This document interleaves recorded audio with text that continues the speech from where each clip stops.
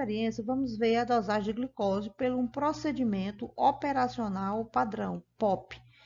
O método é chamado GOD-Trinder. GOD é a glicose oxidase, a enzima que converte a glicose, na presença de O2, em ácido glicônico, que é um ácido carboxílico, mais peróxido de hidrogênio, H2O2.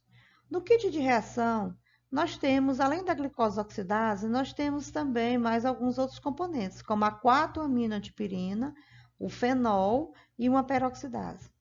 Na segunda etapa, o peróxido de hidrogênio reage com 4-aminoantipirina e fenol através da enzima peroxidase, que é que catalisa a reação, formando antipirilquinonimina, que tem cor que varia do rosa ao vermelho, dependendo da concentração de glicose e água. Por que depende da concentração de glicose? Porque a formação do peróxido de hidrogênio é diretamente proporcional à concentração de glicose, certo? E a formação do produto colorido, que vai ser lido no espectrofotômetro.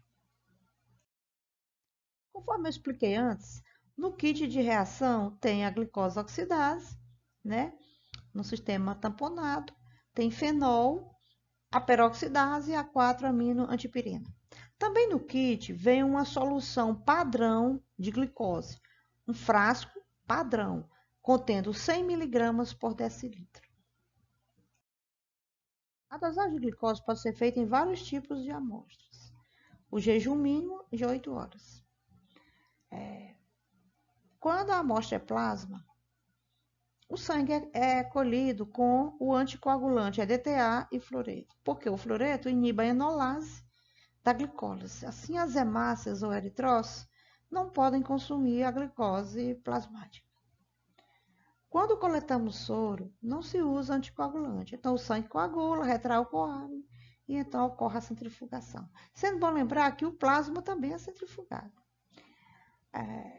Outros tipos de amostras, líquidos acíticos, sinovial e pleural, contanto que se use o antiglicolítico, né, que geralmente é o fluoreto. Com o fluoreto antiglicolítico, a amostra do plasma e do soro, e até mesmo outros tipos de amostras, podem durar de 3 dias na geladeira, né, em cerca de 3 dias, entre 2 e 8 graus. Se a concentração de ácido ascórbico no sangue for superior a 100 mg por decilitro, é preciso deixar em repouso 90 minutos tubos para que seja desativado essa vitamina C, porque a vitamina C inibe a peroxidase. A dosagem de glicose pode sofrer vários tipos de influências pré-analíticas e durante a análise, né? Então, nós podemos ver como pré-analíticas a ingestão de ácido ascórbico, a vitamina C, atingindo 100 mg por decilitro no plasma. O ácido ascórbico inibe a peroxidase do kit e dá erro. A ingestão de álcool nas 24 horas anteriores à coleta da amostra. O álcool é hipoglicemiante. O jejum prolongado, que tem um efeito também hipoglicemiante. Dietas com baixo valor calórico, também é efeito hipoglicemiante. O uso da clorpropamida, que é um antidiabético. Variação biológica individual da glicose, ou seja, 5,7%. Ou seja, um indivíduo, se você tirar várias amostras de um indivíduo ao longo de dias diferentes, há essa variação de 5,7%. E intragrupo, 6,9% de variação individual. E nós temos as interferências durante a análise, considerando a reação pelo método do ponto final, que gera uma cor que vai ser lida no espectrofotômetro. Então, a bilirrubina é um pigmento amarelo, em concentrações maior que 10 mg por decilitro, já dá interferência. Os triglicerídeos, em concentração maior que 1.100 mg por decilitro, vai causar embaçamento da solução ou turbidez e dificultar a leitura. E a hemoglobina, maior que 150 mg por decilitro, a hemoglobina é um pigmento vermelho.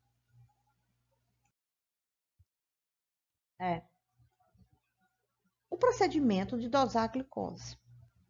Para aparelhos que têm cubetas de 1 ml, basta preparar a reação para esse volume. Então, preparamos 3 tubos, branco, teste e padrão. Mas quando o aparelho tem cubetas que leem um volume maior, é necessário no mínimo 2 ml, por exemplo, ou 1,8, então a gente prepara para 2 ml.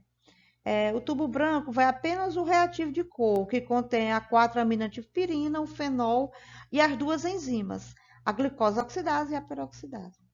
Esse reativo de cor ele vai em todos os tubos com 1 ml, tá certo? No caso de fazer a reação em 2 ml, nós vamos ter que dobrar todos os volumes. Então, no tubo teste, ao invés de colocar 10 microlitros ou 0,01 ml, nós vamos pipetar 20 microlitros ou 0,02 mililitros. No padrão, a solução padrão é uma solução conhecida de glicose, de concentração conhecida. Então, nós usamos 20 microlitros ou 0,02 ml, dobrados, porque nós estamos fazendo a reação para 2 ml. Esses tubos são incubados 15 minutos a 37 graus e lidos no espectrofotômetro na faixa do visível em 505 nanômetros. Para dosar a glicose, nós usamos o plasma, que é o sangue coletado com EDTA e fluoreto. Agora, nós vamos pipetear a amostra, 20 microlitros, porque nosso aparelho só lê 2 ml, a partir de 1,86. Então, nós precisamos ter um volume de 2 ml para a leitura. Agora, eu vou colocar o padrão, certo? Eu vou ler a ponta da ponteira, vou lá novamente, o padrão no tubo padrão, que tem uma concentração conhecida de glicose. No caso, 100 miligramas por decilitro. Ok? Então, eu coloco 2 ml em cada tubo. Vou incubar 15 minutos a 37 graus. E depois nós vamos ler em 505 nanômetros. Os tubos vão ficar 15 minutos no banho-maria a 37 graus. Vamos ler agora as amostras de glicose. Aqui está o branco de reação, em que eu vou zerar o aparelho. Eu vou apertar o 100% de transmitância, que corresponde ao ar, o zero de absorvância do ar. Muito bem, o aparelho está zerado, então está no ponto. O zero desconta o reativo de cor. E então, vamos ler o padrão de glicose, né? Esse padrão de glicose, eu vou colocar aqui na última casa. Conforme podemos ver aqui, a leitura do padrão foi 0,310 ABS, absorvância. E do teste, a amostra foi 0,281 ABS. Esses valores vão ser utilizados para o cálculo da glicose sanguínea. Para fazer o cálculo da glicose sanguínea. Bom, a absorvância do teste, dividido pela absorvância do padrão, que são as leituras, vezes 100, que é a concentração do padrão.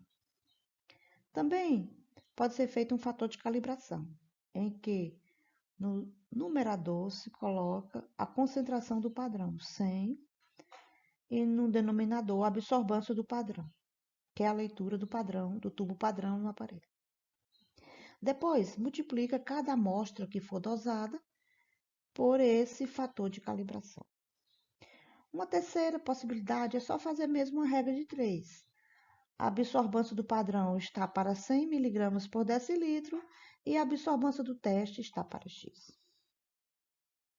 Para calcularmos a glicose, né, dessas amostras que foram lidas, na verdade, nós tivemos uma leitura de padrão de 0,310 de absorvância e de 0,281 da amostra. A concentração do padrão é 100 mg. Então, aplicamos na fórmula e nós obtivemos 90,6 mg por decilitro. Para que vocês possam compreender o que é a linearidade da reação, vamos ver o seguinte. A lei de Lambert-Beer né, afirma que a concentração de glicose no tubo de ensaio é diretamente proporcional ao desenvolvimento da coloração na reação de ponto final. E essa concentração, né, se essa concentração variar, ela vai variar diretamente proporcional ao desenvolvimento da cor. Então, o gráfico da concentração de glicose e absorvância é um gráfico, é uma reta, certo? Linear. Mas isso tem um limite. Quando a concentração de glicose passa de 500 mg por decilitro, ocorre uma leitura menor, certo? Então, há um erro de abaixando a glicemia, ou seja, um erro para menos. A solução é diluir a amostra com soro fisiológico 2 vezes ou 3 vezes, faz a dosagem na preparação diluída, nos mesmos procedimentos que foi feito antes, e no final multiplica pelo fator de diluição. Se for 2 vezes, multiplica por 2. Se for 3 vezes, multiplica por 3. Os valores de referência. De acordo com a idade, né, vamos ver em miligramas por decilitro, ou 100 ml, né, porque um decilitro é 100 mililitros. Em prematuros, de 20 a 60 miligramas por decilitro.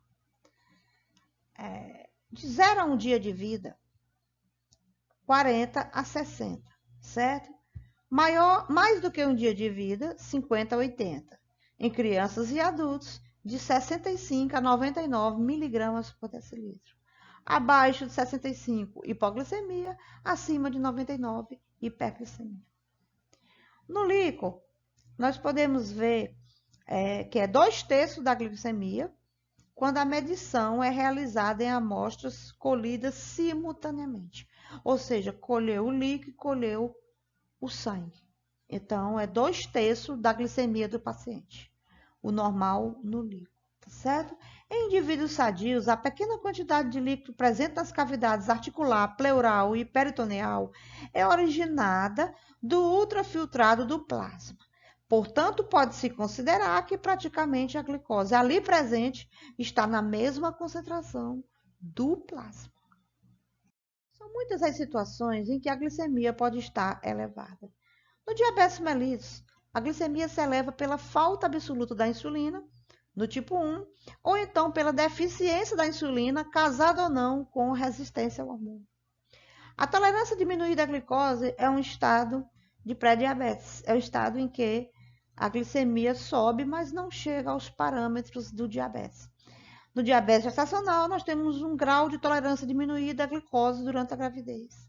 No hipertiroidismo, pelo aumento do T3 e do T4, né, que são hiperglicemiantes. No hiperpituitarismo, pode haver aumento do cortisol, aumento do GH. No hipercortisolismo, o cortisol aumenta na doença de Cushing pela superativação da adrenal, né, superatividade da adrenal em produzir o cortisol. No feocromocitoma, um tumor das células cromafins, né, ou digamos assim, um tumor da medula da adrenal que produz adrenalina, que é hiperglicemiante. Em convulsões da eclâmpsia, né, em casos de eclâmpsia, choque hipovolêmico, intervenções cirúrgicas, estresse em geral e traumatismo do crânio, são todas situações que geram um certo nível de estresse e aumento da adrenalina, que é hiperglicemiante. Nós temos um vídeo de situações que causam hipoglicemia e hiperglicemia, mas aqui vamos ver de uma forma resumida. A glicose pode estar reduzida quando há suprimento deficiente de alimentos, distúrbios hepáticos, uma vez que o fígado mantém a glicose sanguínea em períodos de jejum, distúrbios com secreção anormal de insulina, como é o caso de insulinoma, porque é um tumor das células beta pancreáticas que produz insulina, recém-nascido de mãe diabética, que costumam ter hipoglicemia após o nascimento, hipopituitarismo, com redução do cortisol e outros hormônios que podem atuar na glicemia, doença de Addison, quando há uma hipofunção da adrenal, né, com a redução da produção do cortisol. No hipotireoidismo, quando reduz o T4, que aumenta a absorção intestinal de glicose, que estimula a glicogenólise e aumenta a glicemia. Então, o hormônio tireoidiano. Com o hipotireoidismo ocorre a hipoglicemia.